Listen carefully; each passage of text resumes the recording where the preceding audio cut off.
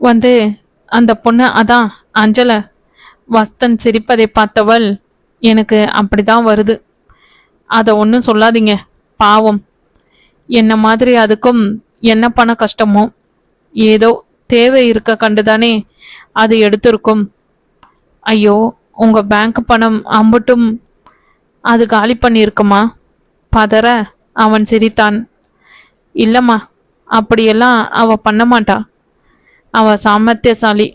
உன்ன மாதிரி என்றவன் சட்டென்று நிறுத்த, புத்தி கெட்டவ இல்லைன்னு சொல்றீங்களா? அதுவும் சரிதான். நம்ம சின்னையா அடிக்கடி அதை தான் சொல்லும். அதெல்லாம் நீ புத்தி இல்லாம இல்ல, உன்ன மாதிரி அவ இன்னசென்ட் இல்லைன்னு சொல்ல வந்த. இத பாரு, இந்த வீட்டில் நீயும் உரிமை உள்ள மனுஷினா ஃபஸ்ட்டு இந்த சின்னையா பெரியய்யா எல்லாத்தையும் விடு. அழகா அவனை ஸ்ரீனின்னு என்ன வஸ்தனும் கூப்பிடு. அச்சோ, கண்கள் மீண்டும் அவள் பேருக்கு ஏற்றாற்போல் மலர அவன் அதில் சத்தமில்லாமல் விழுந்தான். அது தப்பு. பெரியவங்களை அப்படி மரியாதை இல்லாம கூப்பிட்டா எங்க நைனாவையும். நீ இப்போ உங்க அப்பாவுக்கு மகள் என்பதை விட இந்த வீட்டு மனுஷி. ஸோ நான் சொல்றதை கேட்கணும். அவள் மண்டை முதலில் வேகமாக ஆடி, பின் அவன் எதை செய்ய சொல்வதற்கு ஆட்டுகிறோம் என்பது புரிய வேகத்தை குறைக்க அவன் முகத்தில் புன்னகையுடன், ஸோ நீ இனிமேல் நான் சொல்றபடி அவனை சீனின்னு கூப்பிடணும். என வஸ்தன் என்று முடிப்பதற்குள் அவள் தலை இடவளமாக மாட்டேன் என்று ஆட, அவன் வேணும்னா எங்க பாட்டி அந்த காலத்துல கூப்பிட்ட மாதிரி கூப்பிடு என்றான். என்னன்னு? ஏனா? புரியாமல் அவனை பார்த்து அவன் மேலும் ஏதோ சொல்வதற்காக காத்திருக்க, அவன் அதான் என்றான். இல்லையே, என்னன்னு நீங்க சொல்லவே இல்லை. அதான் சொன்னனே. ஏனா? ஏன்னா உங்களுக்கு அப்படி கூப்பிட்டா தானே பிடிக்கும். அது புரியாத அளவுக்கு நான் லூசி இல்லை. ஆனா உங்க பாட்டி எப்படி உங்க தாத்தாவை கூப்பிட்டாங்க? அதான் என்று ஆரம்பித்தவன், அவள் ஏனா என்பதை எதற்காக என்ற அர்த்தத்தில் புரிந்து கொண்டிருக்கிறாள் என்பது புரிய, அதெல்லாம் வேண்டாம், ரொம்ப பழங்காலமா இருக்கும், என்ன வஸ்தனே கூப்பிடு என்று முடித்தான். வேணும்னா சிரின்னு கூப்பிடட்டுமா? எனது சிரியா? வெளியே வந்த சிரிப்பை அடக்க தெரியாமல் வாயை கைகளால் பொத்திய ஸ்ரீனிக்கு, ஸ்ரீயை தான் சிரி என்கிறாள் என்பது அண்ணனுக்கு இன்னமும் தெரியவில்லை என்று புரிந்தது. அதான் உங்க பேர்ல ஆரம்பத்துல இருக்கே அது. ஓ, ஸ்ரீயா? அததான். அவன் முகத்தில் மெச்சுதலை பார்த்தவள் மனம் மகிழ்ந்தது. அப்போ அப்படியே கூப்பிட்டா நீங்க கோவிச்சிக்க மாட்டீங்களே? நிச்சயமா இல்லை. பட் சிரி இல்லை, அது என் பேர். சிரிப்பா சிரிச்சிடும். ஸ்ரீ சொல்லு. அதான் சொன்னனே, சிரி. அப்படி இல்லை என்றவன் அவள் அருகில் வந்து, இப்போ ஆரம்பி, ஆனால் மெதுவா என்று சொல்லி அவள் ஆரம்பித்ததும் அவள் முகமாயை மேலே லேசாக தள்ளி, அந்த சின்னு சொல்லாம இஸ்ன்னு ஆரம்பிச்சு அதை ரீயோட சேர்த்து ஒன்னா சொல்லு என்று சொல்லி முடிக்கையில் அவ்வளவு நெருக்கத்தில் இருவர் முகமும் இருந்தது. இருவருக்குள்ளும் ஒரு ரசாயன மாற்றத்தை உண்டு பண்ணியது. அவன் கைப்பட்ட அவள் தேகம் சிலிர்க்க, அவளுடைய பட்டு போன்ற சர்மத்தில் பதிந்திருந்த விரல்கள் அவனையும் அறியாமல் அவளது உதட்டை நோக்கி நகர்ந்து அவள் கண்ணில் கண்ட கூச்சத்தில் அதை விடுத்து அவள் கன்னத்தில் கோடி இழைத்தது. ஆமா ஜெய்யு, அவளை ஆபீஸ்ல விட்டு அனுப்புனதே எங்களுக்கு ராமகிருஷ்ணன் சார் சொல்லிதான் தெரியும். சரி, நான் வச்சுடுறேன். ஏதோ அம்மா உன் மாட்டு பொண்ணு ஆறிப்போன கஞ்சிய உனக்கு தராளேன்னு அப்பப்போ நான் உனக்கு சுட சுட நியூஸ் தந்து காம்பன்சேட் பண்ண வேண்டியிருக்கு. அன்றைய நினைவில் உடல் இன்னமும் சிலிர்க்க கையால் தனது கன்னத்தை வருடி கொண்டிருந்தவள் ஸ்ரீனி பேச்சை முடிக்கவும் நிகழ்காலத்துக்கு வந்தாள்.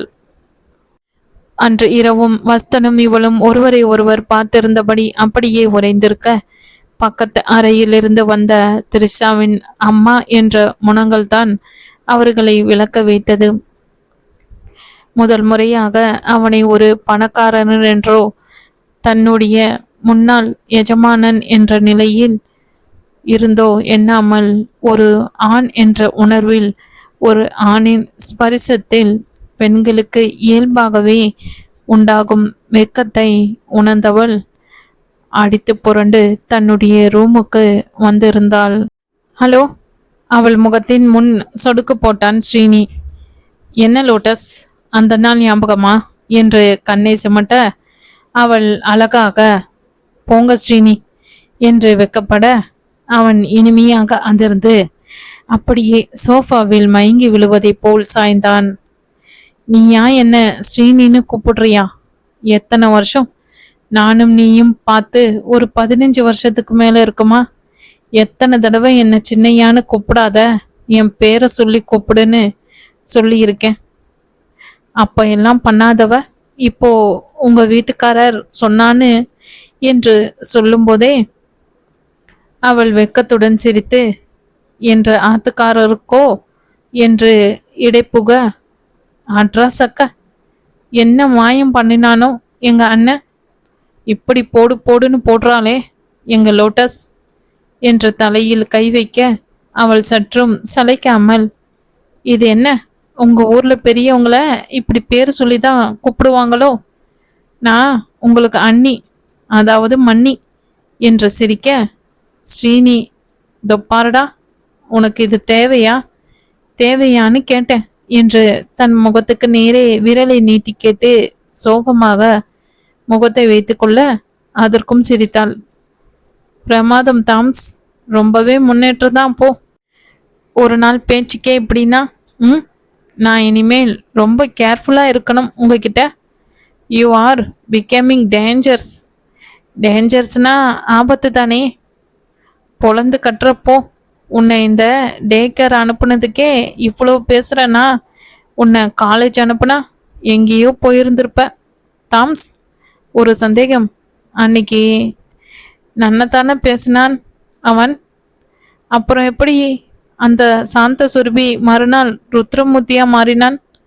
அவளுடைய முகத்தில் குழப்பத்தை பார்த்தவன், ஒழுங்கா பேசினவன் ஏன் அந்த ஏஞ்சலை அனுப்பும்போது ஆக்சிடெண்ட் ஆனதும் நமக்கு 2 நாள் சொல்லலை என்று நிதானமாக கேட்க, அன்று மறுநாள் நடந்ததை அவனுடன் பகிர்ந்தாள் தாமரை. வஸ்தனிடமிருந்து தன்னுடைய அறைக்கு தாமரை ஓடி வருவதற்குள் திரிஷா தூக்கத்தில் புரண்டு படுத்து தூங்கி இருந்தாள். அவள் குரல் மட்டும் எழுப்பவில்லை என்றால் நல்லதா கெட்டதா என்று வரையறுக்க முடியாமல் தவித்த தாமரைக்கு அன்று இரவு சிவராத்திரியாக போனது.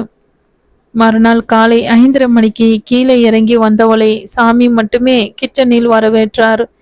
தைலாவுக்கு முதல் நாள் இரவு ஆரம்பித்த ஜுரம் இன்னும் விடவில்லை என்றும், அம்பியும் ஊருக்கு போயிருப்பதால் அவர் தனியாக மாட்டிக்கொண்டார் என்றும் கூறி அன்று தாமரை வீட்டிலேயே இருக்க முடியுமா என்று கேட்டார். தாமரை உடனே சரி என்றாலும் திரிஷாவை பள்ளியில் விட வேண்டுமே யோசனையுடன் மாடிக்கு வந்தவள் திரிஷாவை முதலில் எழுப்பி அவளை குளிப்பாட்டி உடை அணிவிக்கும் போது அவள் அறையில் வந்து நின்றான்.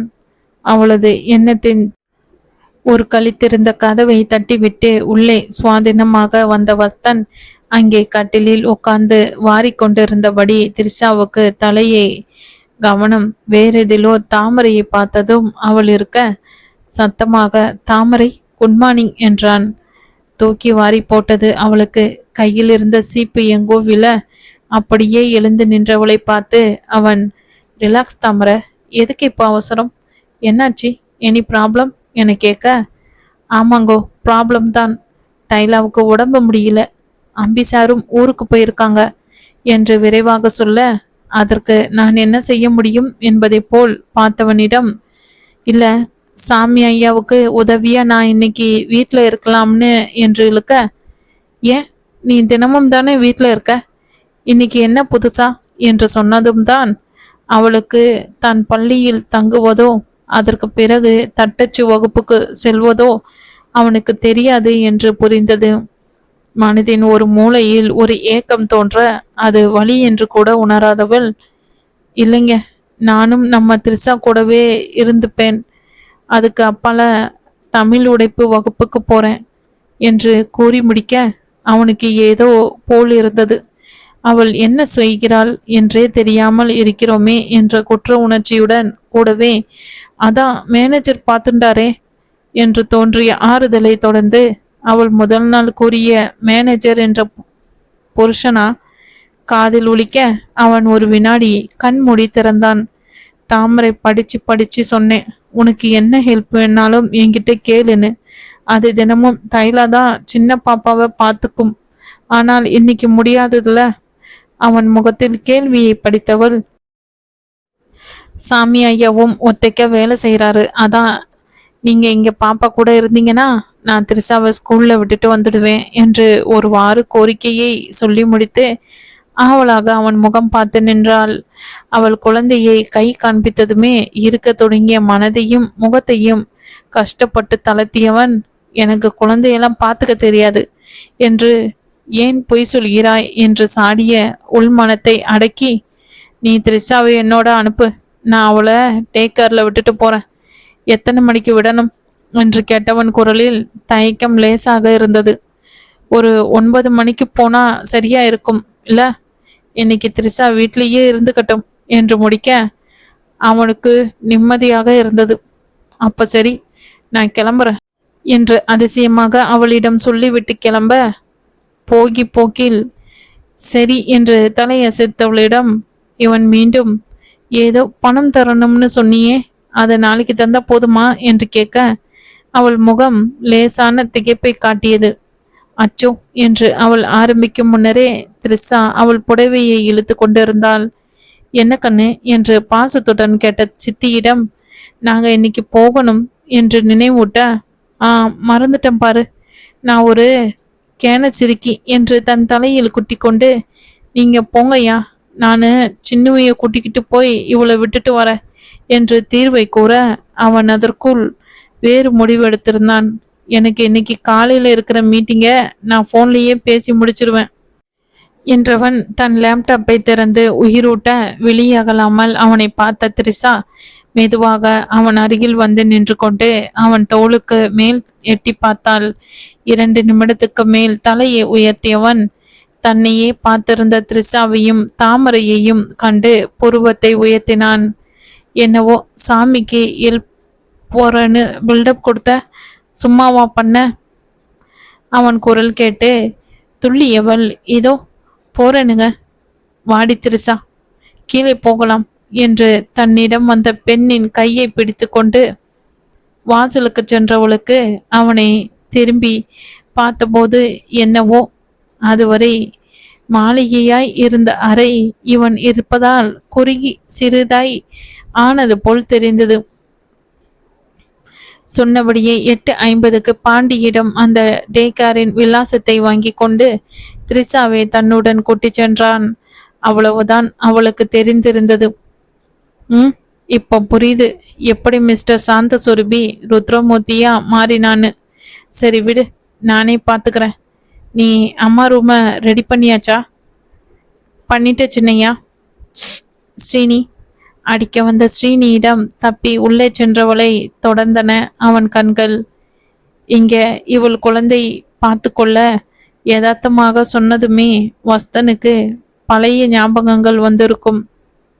கூடவே அந்த பெண்ணை காரில் அழைத்து போகும்போது அவளுடனான பேச்சு, இதெல்லாம் தான் வஸ்தனை மீண்டும் கூண்டுக்குள் சுருங்க செய்திருக்கிறது என்பது புரிய இன்னும் 2 வாரத்துக்குள் நெருக்கத்தை அதிகப்படுத்த கையில் இருந்த ஆயுதம் எல்லாவற்றையும் எடுக்க வேண்டும் என்று உறுதி பூண்டான். ஹாஸ்பிட்டலில் இருந்து வஸ்தன் வீட்டுக்கு வந்து 1 வாரம் ஆகிவிட்டது. எப்பொழுதும் அரைக்கதவை சாத்திவிட்டு உள்ளே இருந்தவன் உதவிக்கு அம்பியை அழைப்பதை வழக்கமாக வைத்திருந்தான். தாமரை தான் உண்டு தன் வேலை உண்டு என்று இருந்து வந்தாள். ஒரு நாள் தைலா வஸ்தன் இருந்த அரைக்கதவை ஒருக்களித்து வைக்க தாமரை பார்க்கும் முன் த்ரிஷா உள்ளே சென்றுவிட பதறிய தாமரை அவளை தேடிய போது அந்த அறையில் பேச்சு சத்தம் கேட்க உள்ளே சென்றாள். டி த்ரிஷா, இங்க வந்து ஐயாவை தொந்தரவு செய்றியா? அங்கன வந்து பால் குடி, மன்னிச்சுக்கோங்க என்று பொதுவாக கட்டில் இருந்த பக்கம் சொன்னாலும் மனம் அவனை தெம்பாக பார்த்ததில் படப்படுத்தது. வந்து ஒரு வாரமாக அவளை காணாமல் தான் தவிக்கிறோம் என்று அப்பொழுதுதான் வஸ்தனுக்கும் புரிந்தது. ஆர்வமாக அவள் முகத்தை பார்த்தவன் அவள் த்ரிஷாவை கூட்டிக் கொண்டு போவதை பார்த்து அவசரமாக, ஏன் த்ரிஷா, உன்ற சித்தி ஒரு மனுஷன் இருக்கானா இல்லையான்னு பார்க்க மாட்டாங்களோ?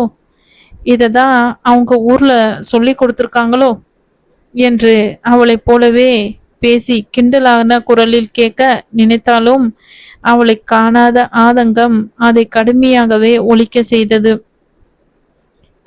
சட்டென்று முகத்தில் வலி ஒன்று தோன்றி மறைய திரும்பியவள், நீங்க தானே ஒவ்வொரு விஷயத்துக்கும் ஒவ்வொரு ஆளை வச்சிருக்கீங்க, இதுல நான் என்ன செய்ய என்று நிதானமாக கேட்க, அடி பாவி, ஒவ்வொரு ஆளை வச்சிருக்கேனா?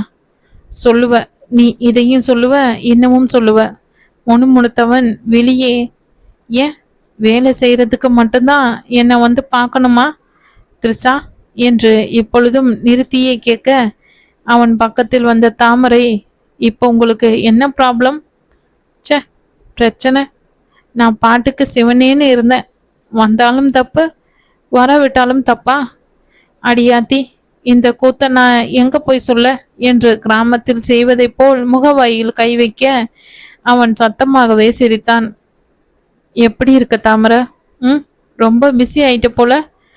நாங்க ஒன்றும் பிஸியும் இல்லை பசியும் இல்லை, நீங்க தான் என்றவளுக்கு காரணம் இல்லாமல் கண்ணை கரித்து கொண்டு வர, நான் அப்பெல்லாம் வரேன் வாடி என்று சொல்லி வெளியே சென்றவள் மீண்டும் ஒரே நொடி உள்ளே வந்து, நல்லா இருக்கீங்க தானே?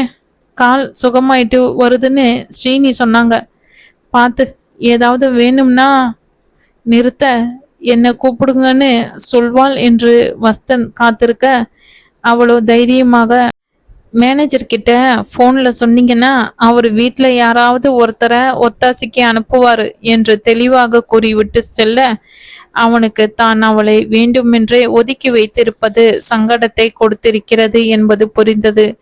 மேலும் தான் நினைத்த அளவு இவள் விளையாட்டு பெண் இல்லை என்றும் கூடவே முட்டாளும் இல்லை என்றும் புரிய அவன் இதழில் ஒரு சிரிப்பு மலர்ந்தது.